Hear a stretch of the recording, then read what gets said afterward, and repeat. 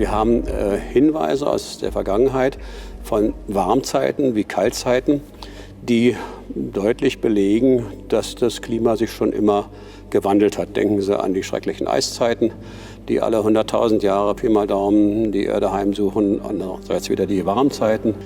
Und wenn man das vergleicht und sieht, dass es also a. wesentlich stärkere Erwärmungen wie auch Abkühlungen gab, auch in kürzerer Zeit, dann ist die heutige Erwärmung erstens nicht besonders groß und nicht besonders schnell.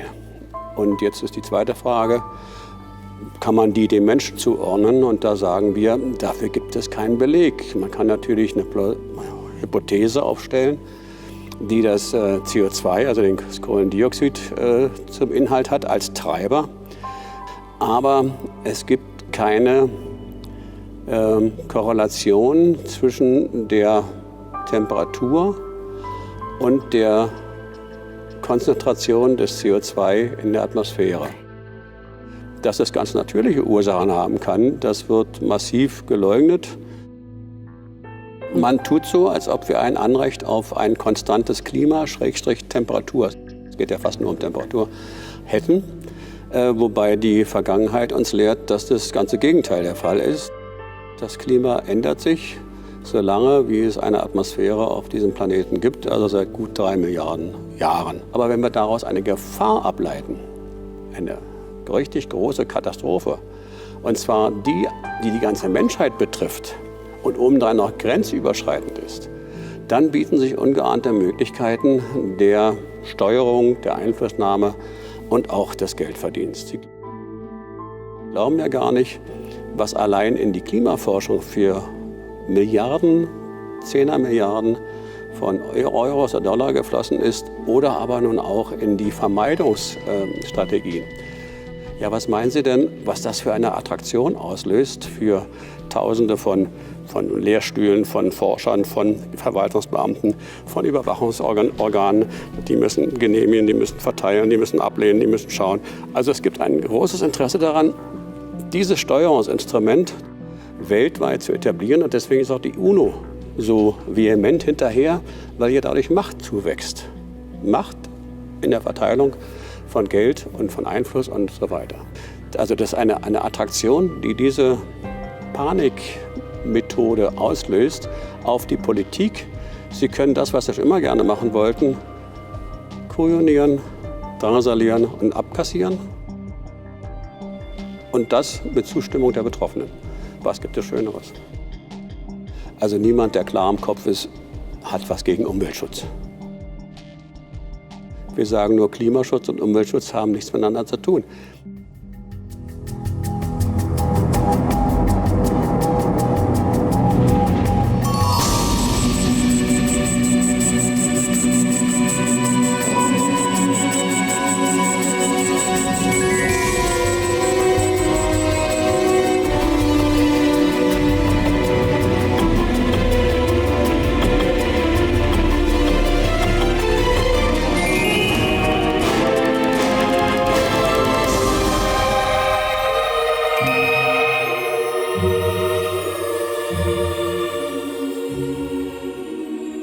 Let's create a more accurate picture of where we really stand on the issue of global warming, or, as it is now called, climate change.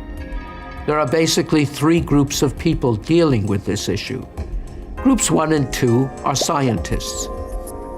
Group 3 consists mostly at its core of politicians, environmentalists, and media. Group 1 is associated with the scientific part of the United Nations International Panel on Climate Change, or IPCC Working Group 1. These are scientists who mostly believe that recent climate change is primarily due to man's burning of fossil fuels, oil, coal, and natural gas. This releases CO2, carbon dioxide, into the atmosphere, and they believe this might eventually dangerously heat the planet. Group 2 is made up of scientists who don't see this as an especially serious problem. It's the group I belong to. We're usually referred to as skeptics. We note that there are many reasons why the climate changes: the sun, clouds, oceans, the orbital variations of the Earth, as well as a myriad of other inputs. None of these is fully understood, and there is no evidence that CO2 emissions are the dominant factor. Here's where Group 3 comes in: the politicians, environmentalists, and media. Global warming alarmism provides them, more than any other issue, with the things they most want. For politicians, it's money and power. For environmentalists, it's money for their organizations and confirmation of their near religious devotion to the idea that man is a destructive force acting upon nature. And for the media, it's ideology, money, and headlines. Doomsday scenarios sell. Unfortunately, Group 3 is winning the argument because they have drowned out the serious debate that should be going on. But while politicians, environmentalists, and media types can waste a lot of money and scare a lot of people, they won't be able to bury the truth. The climate will have the final word on that.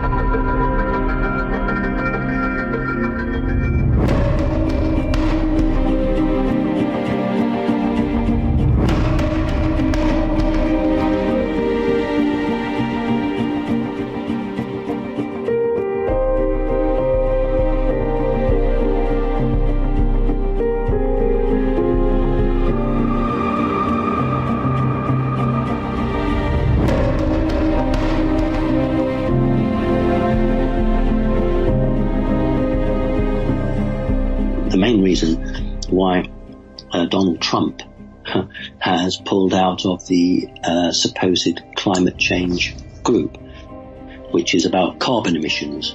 And in fact, Donald Trump has called global warming a load of nonsense. He's actually right in the sense that global warming is not the heating of the atmosphere through carbon dioxide and gases.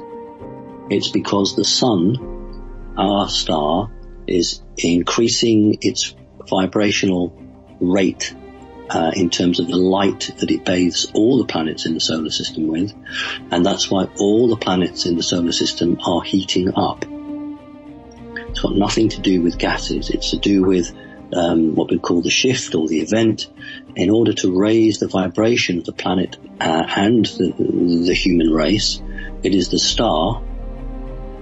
Each solar system should have a star. In fact, it should have a binary, 2 stars. But that raising of the vibration is due to the star, the sun. So the best way for the elite to prevent humanity evolving is to start spraying a different type of material into the atmosphere, which they hope will reflect this higher bandwidth of light. The human eye, as wonderful as it is, only sees a very small proportion of light. We call it visible light. Things like gamma rays and X-rays, they're light, but our eyes don't see them. But nevertheless, they come under the banner of light. So we're now talking about some rays that the sun is emitting that we cannot see, but are affecting our physical bodies and every living thing, including the planet itself. Now, if the elite can spray this stuff into the sky, which they're doing, they can't stop it, but they can slow down the development. And that's what all these chemtrails are about at the moment. That's why so many people in so many countries are reporting them, and so many people who've never seen a chemtrail in their part of the world are suddenly seeing them, because what the elite are trying to do is to ensure there's a blanket around the Earth. They don't want holes where the energy can come through easily. So the whole point about this from the elite's perspective is to reflect back the higher vibrational energy from the sun to slow up human development on the planet. So that's very important, and it's one of the key battles that's being fought. So that's done, and that's why Trump is saying he's not going to be involved in the climate change, because it's all a load of nonsense, which it is. It's just used as an excuse to get the public behind the idea of global warming. They don't want the public to understand that the true sense of global warming is their salvation. It is their freedom.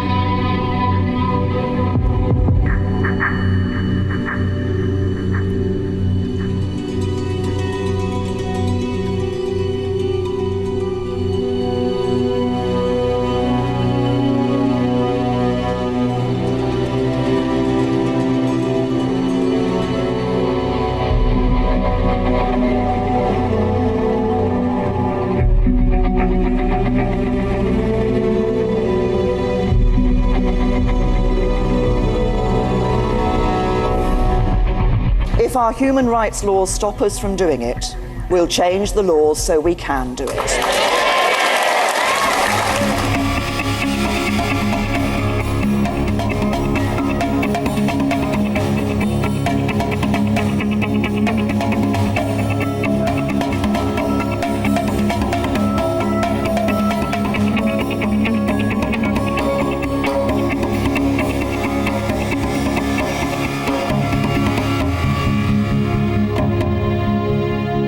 The power elite of the world that is behind the so-called New World Order are trying to terrorize the Western world with state-sponsored terrorism, with all of these alleged terror attacks, getting us into a feeling of absolute panic and begging for protection, turning towards the ones that we think are there to protect us, not understanding that it's actually them doing it to us. The people in power are trying to turn the police into like a paramilitary unit, where police officers, that's why they look like Robocops nowadays as well. They're trying to get us to think that it's normal that a police officer come driving down in a tank or something like that down the street. They want us to get used to this feeling of martial law as part of their agenda towards the New World Order. Because that is the whole thing, to get the emotional impact through so that we will accept whatever their solution is to the problem every single time.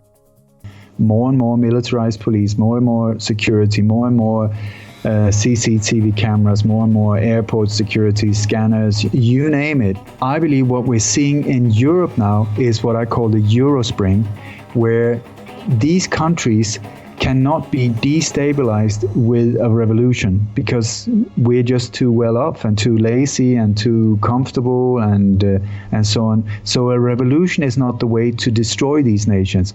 They need to be attacked with so-called terrorism. That's the way to destabilize them. And you will see that it's exactly the same countries being hit again and again and again. do not let yourself get scared. It is only through fear that they can control us. This is so important. And anytime something horrific happens, or you're told that something horrific happens, ask yourself, who benefits from me believing this?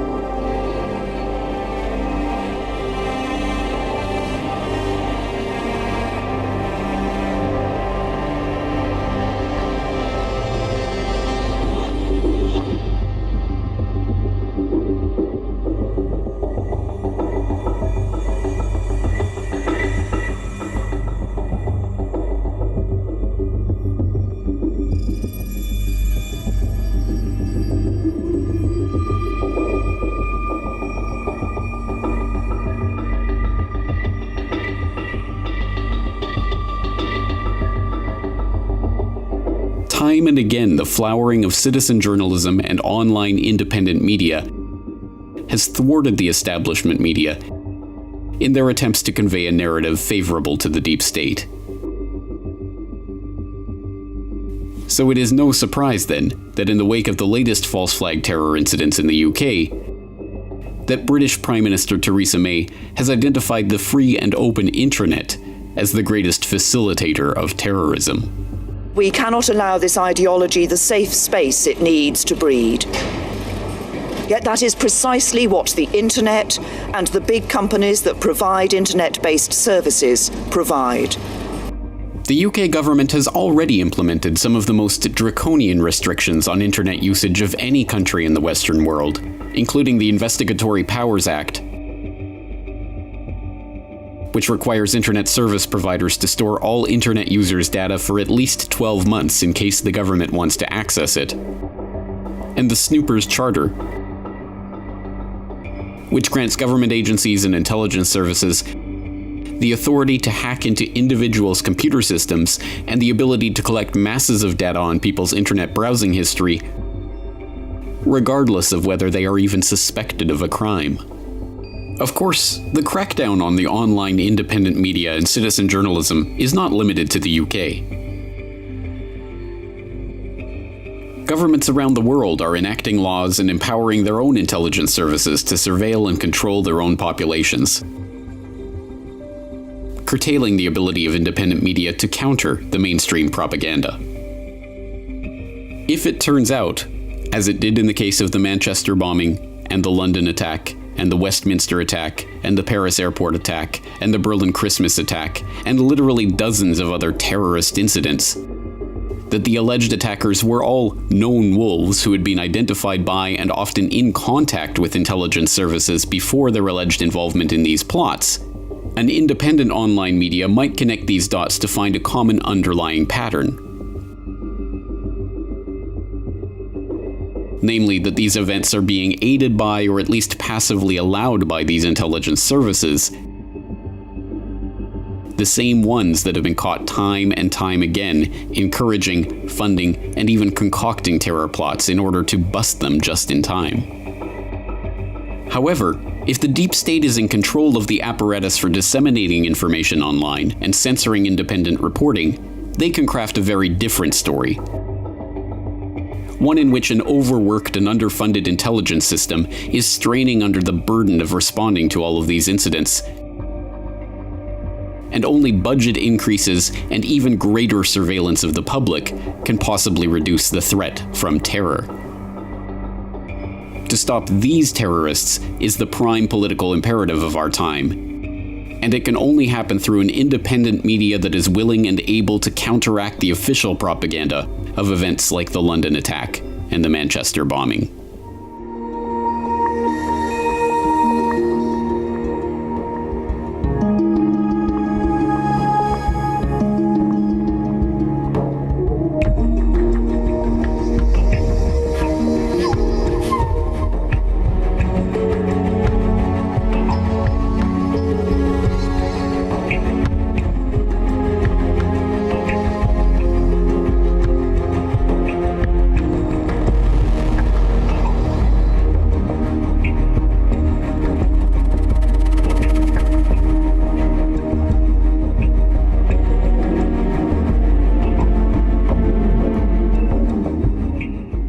This tension has been brewing for quite a while.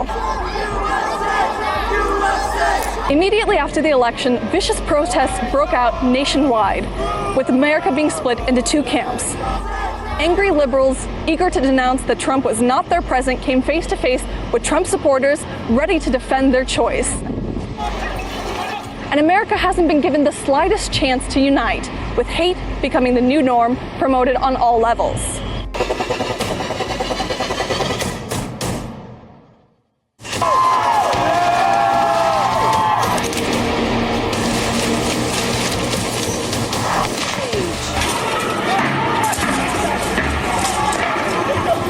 So with instigation like this, it's no wonder that tempers have been flaring over the top again and again.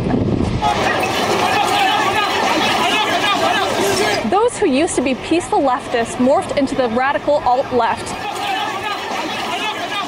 not shying away from using violence, just like their political opponents across the spectrum. The situation has gotten so tense that people even began bringing weapons to protest. Violence led to violence, pitting Republicans against Democrats, Americans against Americans, leaving the question of what else could happen, and is there any way of fixing this divide?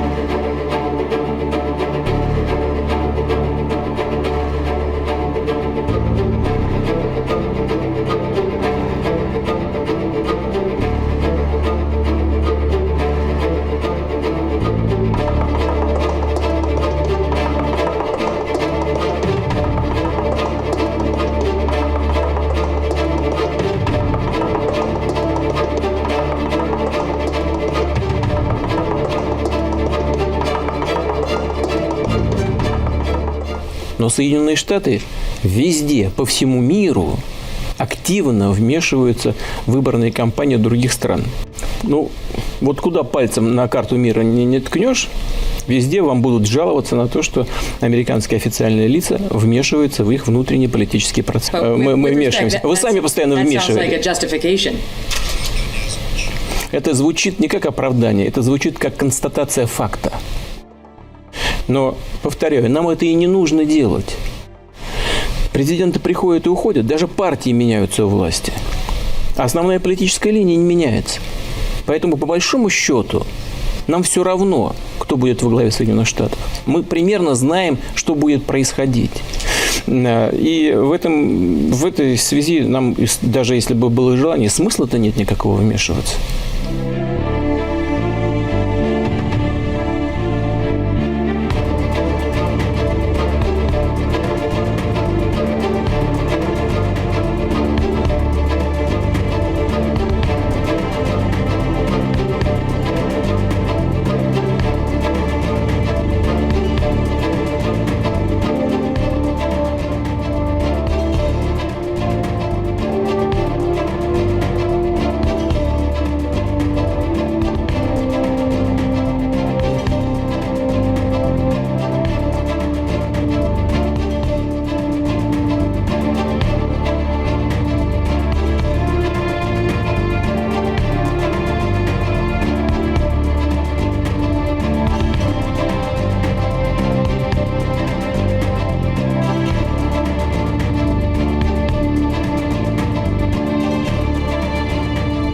Сейчас нет ни Варшавского договора, ни Советского Союза, а НАТО существует.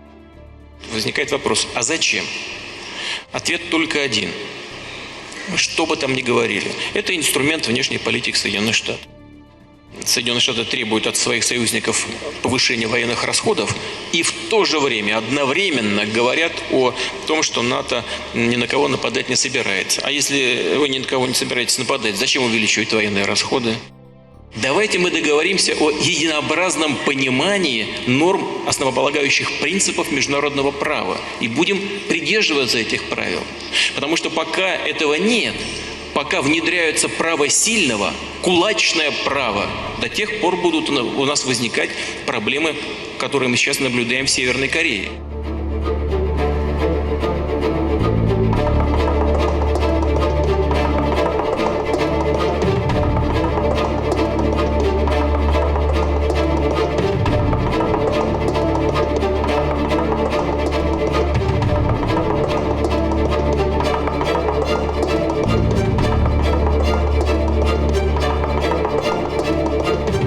Понимаете, я уже общался и с одним президентом США, и с другим, и с третьим. Президенты приходят и уходят, а политика не меняется. Знаете почему? Потому что очень сильна власть бюрократии. Вот человека избрали, он приходит с одними идеями. К нему приходят люди с кейсами, хорошо одетые и в темных, как у меня, костюмах, но только не с красным галстуком, а с черным или с темно-синим. И начинают объяснять, как нужно делать. И все сразу меняется, понимаете? Это происходит от одной администрации к другой.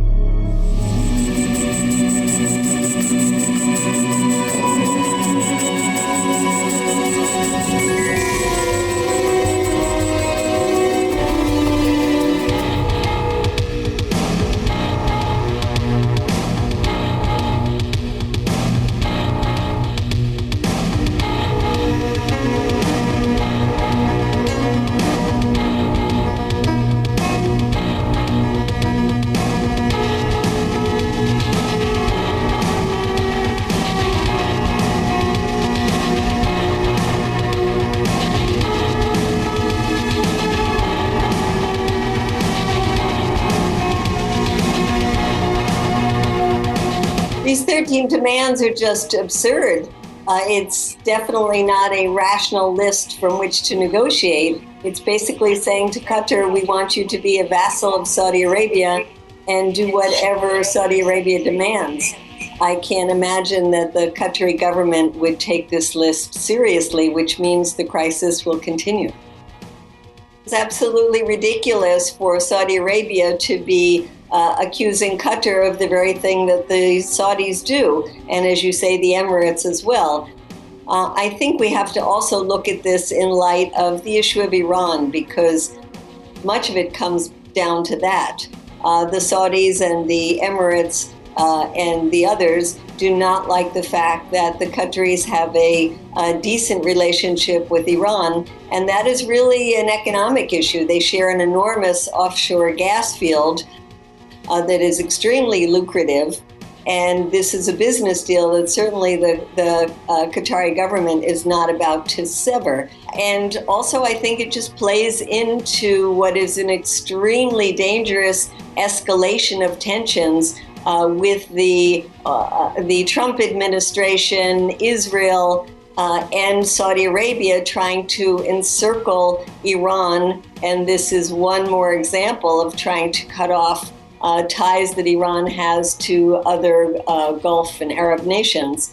So there's many different reasons, both politically, economically, and militarily, why this crisis could just lead to much greater tensions in the region.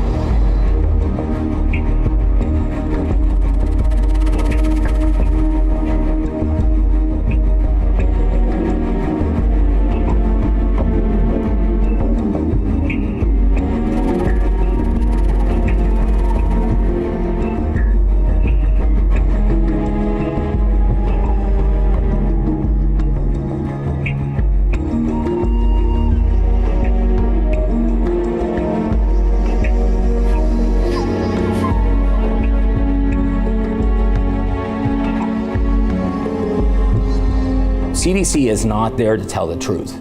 They are a risk management organization, and they are there to basically produce studies that will sway the opinion towards what CDC wants the public to do, and that is to uptake all of the vaccines that they're recommending on the schedule.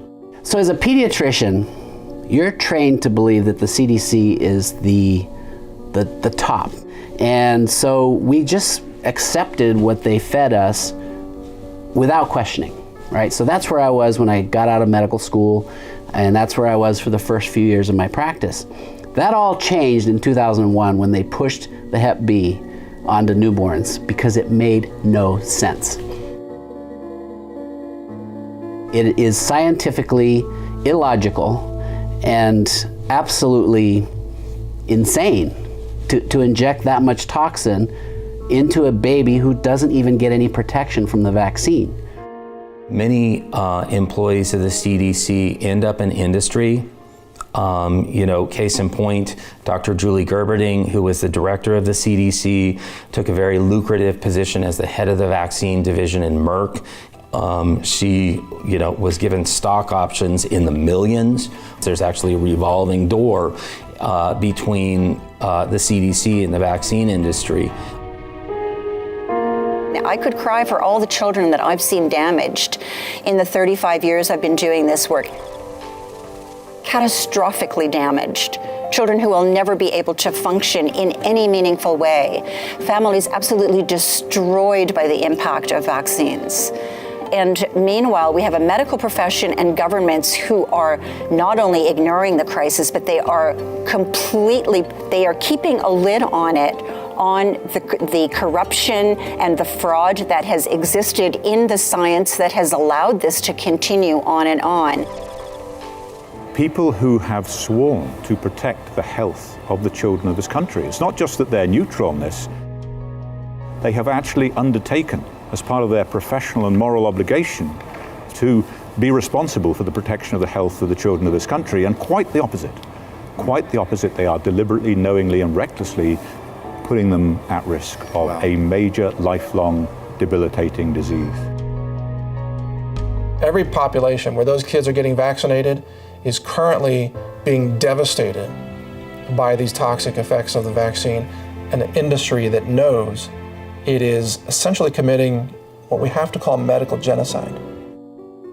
There are very, very strong financial incentives for doctors to get their patients to comply with the CDC schedule. Doctors are punished financially and very dramatically. Nobody was making money on vaccines when I was a boy. They were essentially a civic duty by the vaccine companies, by the pharmaceutical industries. But suddenly, the industry realized now we have a product that the federal government is going to order 100 million or even 200 million people to buy. The profit margins are huge. There's no advertising cost, there's no marketing cost, and there's no liability. So there was a rush, a gold rush, to put new vaccines onto the schedule. And the group within the CDC that made the decision about which vaccines to add, in a perfect world, that would have been a group of kind of geeky scientists who were completely preoccupied with public health outcomes, and that's what it used to be. By 1989, CDC structure had changed, and almost all of them have some financial ties or conflicts of interest to the industry. People need to see the CDC, at least as it is today, as just a marketing branch of pharma. So their job, and you can even look at their mission statement, it's to promote vaccines, right? And if we could just change their mission to promoting healthy children, right? Let's get healthy people, a healthy society, healthy children, and look at vaccines, are they helping or not? And that's what hasn't been done. Invoking violence with guns and threats and turning healthy people into disabled, handicapped people, harming children, killing children, suppressing science, suppressing voices, committing scientific fraud, covering up the information that could shine light on this. That's what the vaccine industry has become today. It is a criminal enterprise committing mass violence against innocent people everywhere around the world. There will be a day, I believe, when those who have committed medical violence against our children in the form of vaccines will be held accountable. Perhaps in their own lifetimes, with prosecutions of crimes against humanity. But even if that doesn't happen, they will be judged beyond this life. There's a spiritual judgment.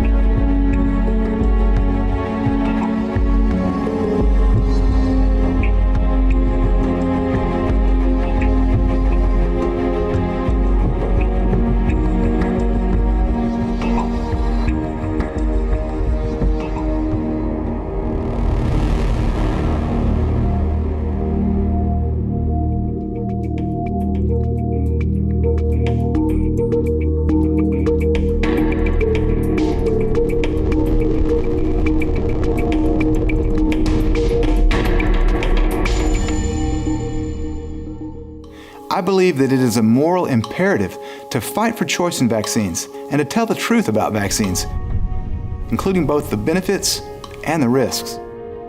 They want to have 90% of the population vaccinated with flu shots, DPT shots, MMR. One of the steps in the goals is to take away your right to refuse. And in 2010, the Gates Foundation put up $10 million to start this to be the decade of vaccines. We're at 2017, we only have 3 years left for people to become really aware of this and get involved in not allowing this to happen in the future.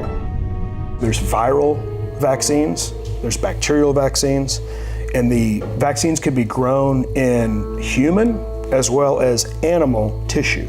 Some examples are chicken fibroblasts and embryos, chicken retinal and kidney cells, monkey and dog kidney cells, human embryonic tissue, lung tissue specifically, the fibroblasts found in aborted human fetal tissue. The problem is that now we're finding that these substrates also contain other harmful additives like glyphosate. So glyphosate, which is Roundup, which is a pesticide made by Monsanto, is making its way into the vaccines as well. Something is happening to the brains of our children. Learning disability is not a given. Low tone, weak muscles, lack of coordination, not sitting still, not focusing, not paying attention, these are not things that are a given. They are only happening because something is irritating, inflaming, agitating the brain and interfering with the way in which the brain is supposed to properly, sequentially develop. The aluminum in vaccines is in such a structure that it can easily pass into the brain and bring with it viruses and bacteria. The pharmaceutical industry uses particles like aluminum that are in vaccines to attach to drugs, to get them to go across the blood-brain barrier, because drugs don't go across the blood-brain barrier otherwise. But the aluminum is being found to stay inside the cells for years. We have a mechanism for avoiding toxicity when you take it orally. You bypass those when you inject. And so this is why it is vital that we start looking at the aluminum content of vaccines the same way we did for mercury, thimerosal, because we are far exceeding the safe doses. And the studies are showing that the aluminum is causing neurological and immunological damage. They're causing autoimmune diseases, and the FDA has established a safety level. And children that receive the hepatitis B vaccine at birth receive 20 times the content of aluminum, 20 times above the FDA's safety level. Children at 2 months of age are receiving 50 times above the safety level. Every parent and every doctor wants to have healthy kids. So how do you do it? We need to feed our kids real food. So real food for babies means breast milk exclusively, and real food for kids means food that is in its recognizable form. We need to avoid toxins. 2 of those toxins which are given like candy are acetaminophen, the main ingredient, and Tylenol. and antibiotics. Kids need to have as much exercise and outdoor time as possible. They need sunlight, they need vitamin D. But we have kids in chairs sitting all day when our bodies want to move and be outside. We need to have kids playing in the dirt, let them get dirty, let them get messy, because we know that exposure to dirt helps you create a better immune system and reduces your risk of autoimmune disorders. I think a lot of people have been asleep. I don't think they have really understood what has been happening over the last 30 years. We have seen the infrastructure instead of doing what they should do, and that is doing the proper science, being partners with parents in preventing vaccine injury and death. They've taken a hardline approach. You either do it or we're going to punish you. If you don't do it the way we say you should do it, we're going to punish you with societal sanctions like no shots, no school. No shots, no medical care. No shots, no health insurance. No shots, no job. This is a very serious situation. And if we don't stand up now and fight for our freedom, we're going to fight ourselves in chains for the next century.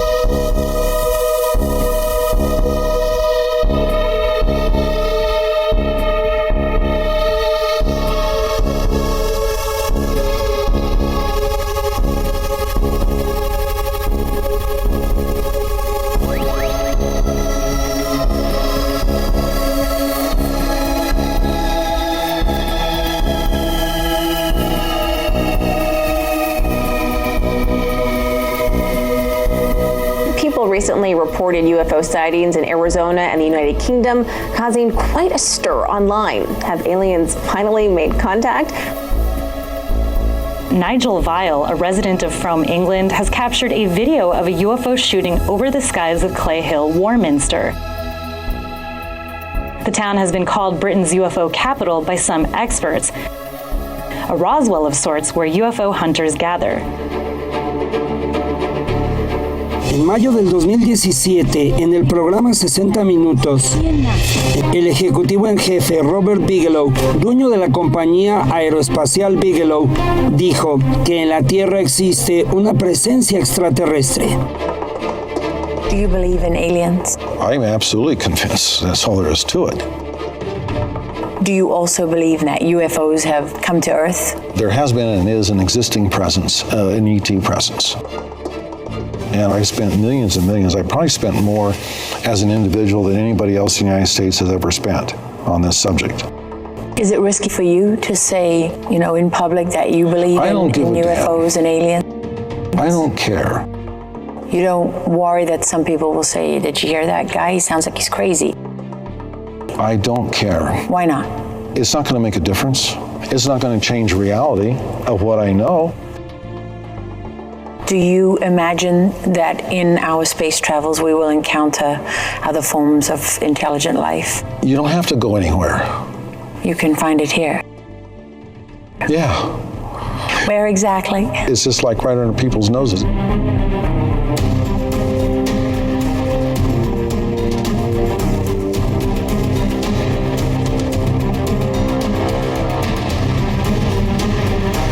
Aliens and the Illuminati are well along in their final plans to take over the planet.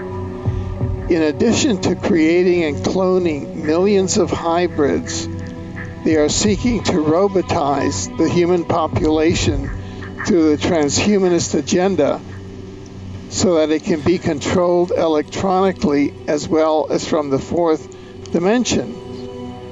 The goal is to eliminate as many humans as possible who are motivated from spiritual sources. When the human population that remains is vastly outnumbered by the hybrids and the dehumanized robots and slaves, we will become annexed to the alien empire. Essentially, we are a slave race already. We're completely run by banking, the media, Hollywood. All that is controlled by the Illuminati, who are part reptilian and part human, and they dominate in all those fields. So we are basically being kept here under a blanket, unable to reach out to the higher dimensions. It's all about mind control. That's how they control us, essentially. And they perfected a lot of those techniques already. They convinced Eisenhower that in 1954 that if he would allow them to abduct humans, in return they would give us tremendous technology, especially anti-gravity technology, which the Air Force people wanted very badly. And that was the deal. And the abductions are done by their slave race, the Greys. The Greys do the work for them. They create a hybrid body, which consists of DNA from the reptilians and the Greys and the human people. That creates a physical body that essentially cannot accommodate a human soul, spiritual humans. So all hybrids are essentially aliens. And even though the hybrids fit into human society and they can even fit into human workforces, they still are not human. So they're tied together with the reptilians.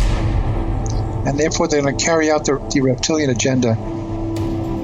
So we have the reptilian brain, and that's a problem. That's a problem because that makes us aggressive, that makes us sometimes hate-filled, and we have to conquer those feelings. But once we do and have it under control, then of course we've reached our goal. So we have the reptilian brain, but we also have the overlay of the mammalian brain and the rational brain, and they really are what keeping us. They are really what keep us civilized. But also, there's a very other important factor here. The reptilians do not have what we know as a heart or a loving capability. They don't have a heart chakra. They don't even know what it is to love. And basically, that's why they are essentially afraid of us. Because they know that if we actually develop that capability, their days on this planet are finished. They just understand domination and conquering other civilizations. The humans are able to love, and love is the key to our basic eventual victory. The fact that we can love is the key, to ultimately perhaps winning in this struggle. And we can also reach up into the higher dimensions. If we're allowed to do it, if we're not blanketed and we're not controlled, which we are mind controlled. But if we weren't, we would be able to bring down many more of the fifth and sixth dimensional capabilities. The reptilians know they have to keep us in lower consciousness in order to stay in control. Right. So they distract us.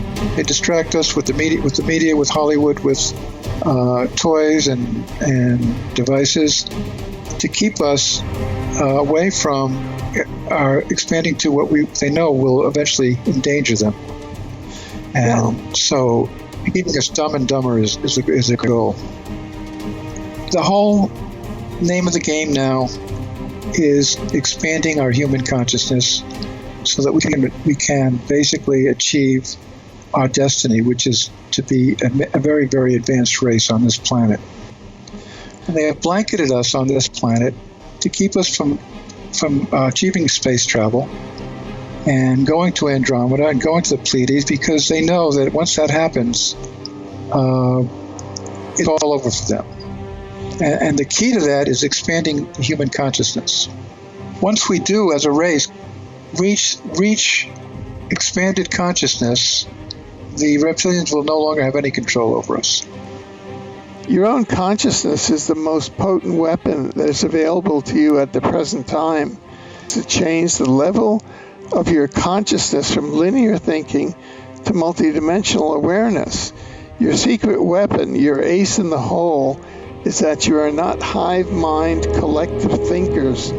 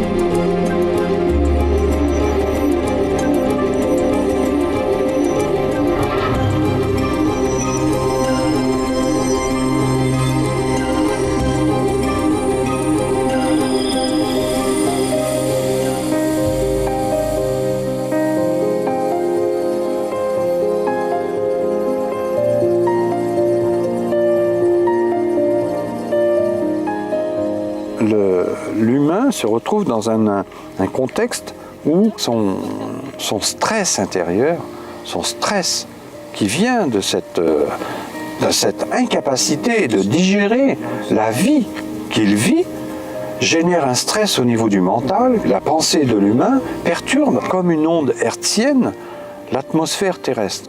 On a aussi bien un pouvoir de perturbation, mais aussi un pouvoir de réharmonisation. Donc on a intérêt à prendre conscience de nos pensées si on veut réhabiliter et prendre en compte le contexte dans lequel on se trouve et le réharmoniser. La pensée a un pouvoir créateur harmonisant qui est très très important, qu'on a ce pouvoir-là. Mais c'est vraiment une pensée qui doit venir du cœur et non du mental. Donc le mental est l'élément qui a perturbé tout ça. On a mis le mental à la place du cœur, alors que c'est le cœur qui décide et le mental qui exécute. Quand on rentre dans les écoles dès le début, on va faire en sorte que l'éducation nationale puisse vraiment intégrer sa doctrine de façon à ce que chacun devienne, à l'aide entre autres des vaccinations, des bons moutons qui vont tous dans le même sens, à condition que naturellement on rentre dans le rang, c'est-à-dire que la pensée unique qui nous est enseignée soit bien intégrée pour surtout pas regarder un petit peu à côté. Et on ne sait jamais, ça pourrait déranger. C'est comme ça qu'on a, depuis quand même un siècle et demi, on va dire, transformé l'humain avec un état souverain de soi en humain avec le moi groupe. C'est-à-dire on ramène l'humain au règne animal. On lui enlève sa capacité d'être souverain, c'est-à-dire de penser pour lui-même et par lui-même, mais avec une vision globale des choses.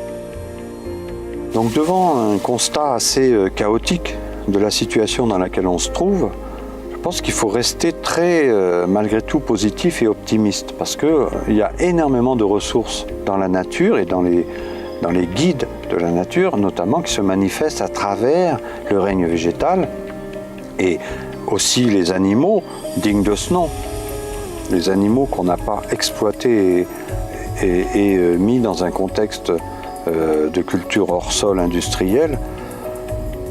On a ce pouvoir de recréer des liens avec la nature. L'âme est une entité spirituelle qui vient chercher des informations qui lui manquent pour être finie, pour être remplie totalement, comme un livre qu'on écrit ou comme un vase qu'on remplit.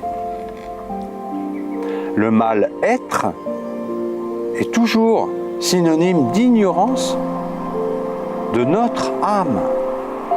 Qu'est-ce que j'ai besoin pour vivre? Qu'est-ce qui nourrit mon âme? Alors au vu du fonctionnement énergétique du corps humain, et dans la mesure où l'âme est venue chercher des informations qui lui manquent, on peut se poser la question, où va-t-elle trouver ces informations?